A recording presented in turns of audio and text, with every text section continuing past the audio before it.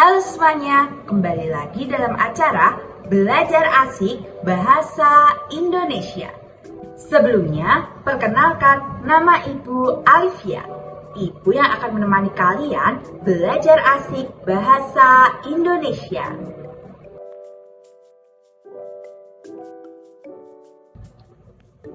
Hari ini kita akan belajar tentang teks prosedur.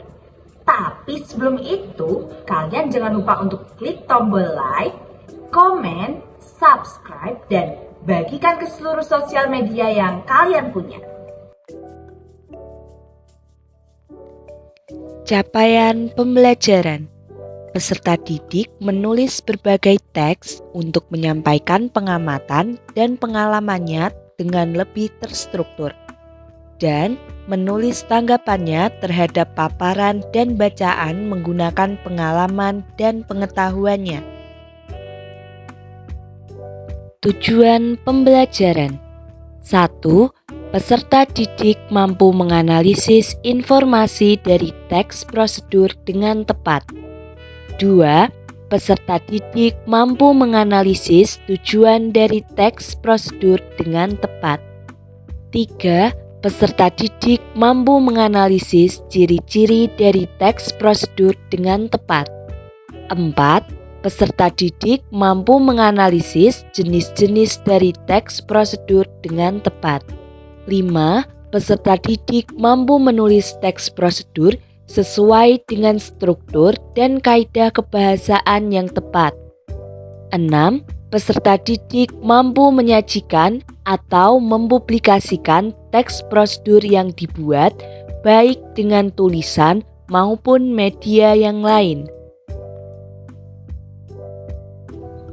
Hari ini kita akan belajar tentang pengertian teks prosedur, tujuan teks prosedur, ciri-ciri teks prosedur, struktur teks prosedur, macam-macam teks prosedur, dan kaidah kebahasaan teks prosedur.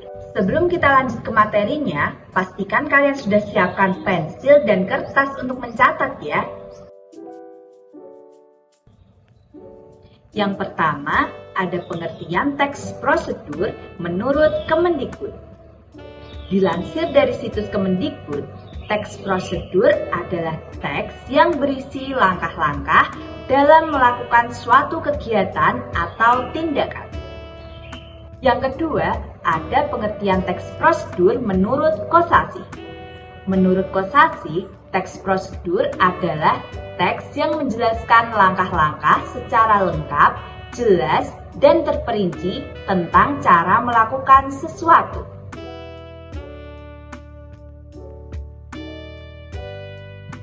Selanjutnya, ada tujuan teks prosedur. Teks prosedur memiliki tujuan untuk memberikan petunjuk kepada pembacanya tentang langkah-langkah secara urut dalam melakukan sesuatu. Ciri-ciri teks prosedur. 1. Menggunakan kalimat perintah. 2. Terdapat panduan yang harus dilakukan. 3. Menggunakan kata kerja aktif. 4. Menggunakan konjungsi atau kata hubung. 5. Terdapat aturan dalam hal bahan atau kegiatan. 6. Menggunakan kata keterangan untuk menyatakan rincian waktu, tempat, dan cara. 7. Terdapat isi kegiatan yang dilakukan secara urut.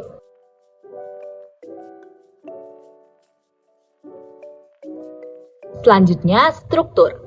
Yang pertama ada tujuan. Penulis biasanya memberikan penjelasan terkait tujuan dalam penyusunan teks prosedur. Hal ini juga bisa menginformasikan hasil akhir yang akan dicapai. 2. Material atau bahan-bahan. Hal-hal yang perlu dipersiapkan dan yang dibutuhkan dalam pelaksanaan atau pembuatan kegiatan. Bagian ini berisi informasi tentang alat atau bahan yang dibutuhkan. Yang ketiga, langkah-langkah. Langkah-langkah menjelaskan tentang proses atau tahapan yang harus dilakukan untuk mendapatkan hasil akhir. Langkah yang dibuat harus berurutan, susunannya harus logis, sistematis, dan mudah dipahami oleh pembaca. Yang keempat, penegasan ulang atau kesimpulan. Menjelaskan tentang simpulan dari suatu prosedur yang telah dilakukan. Bagian ini bersifat opsional, yaitu boleh ada dan boleh tidak dalam teks prosedur.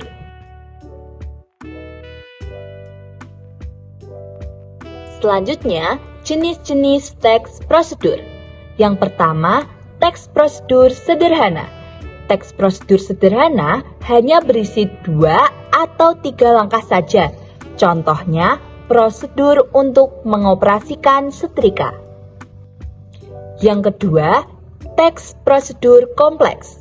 Teks prosedur kompleks terdiri atas banyak langkah dan jenjang untuk tiap tahapannya.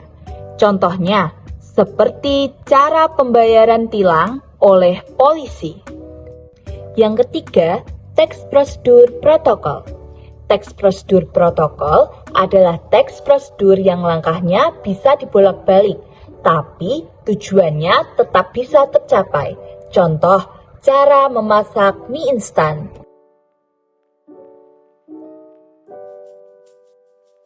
Yang terakhir, kaidah kebahasaan teks prosedur. 1. Kalimat imperatif atau perintah berfungsi meminta atau melarang seseorang untuk melakukan sesuatu. Yang kedua, kalimat deklaratif atau pernyataan berfungsi untuk memberikan informasi atau berita tentang sesuatu. Yang ketiga, kalimat interrogatif atau pertanyaan berfungsi untuk meminta informasi tentang sesuatu. Yang keempat, kalimat temporal atau kata penghubung berfungsi menyatakan waktu kegiatan yang bersifat kronologis.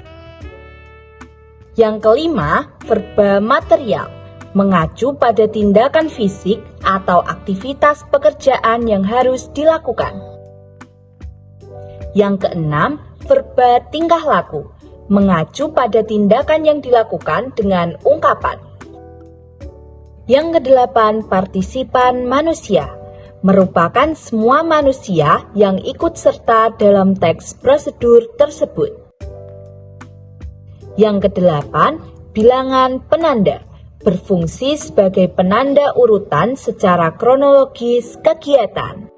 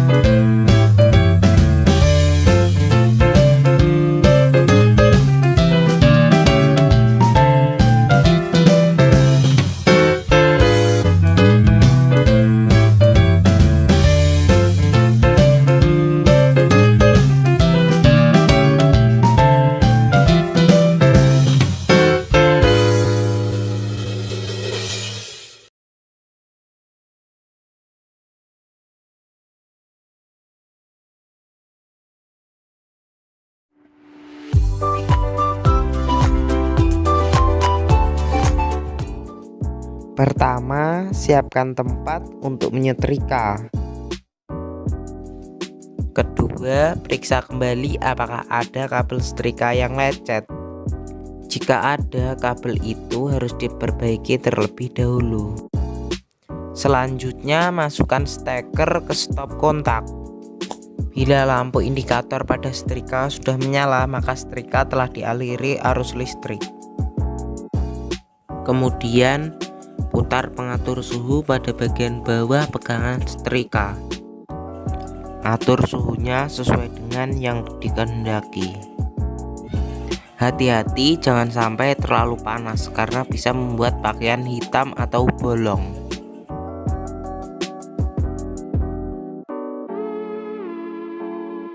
Lalu setrikalah bagian pakaian yang kusut sampai rapi dan halus.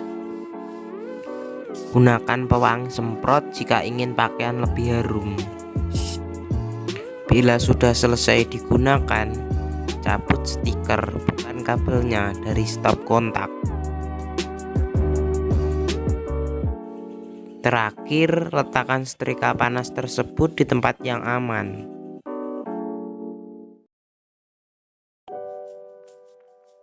Nah, hari ini kalian sudah belajar tentang pengertian teks prosedur, tujuan teks prosedur, ciri-ciri teks prosedur, struktur teks prosedur, macam-macam teks prosedur, dan kaidah kebahasaan teks prosedur. Ibu harap kalian sudah memahaminya ya.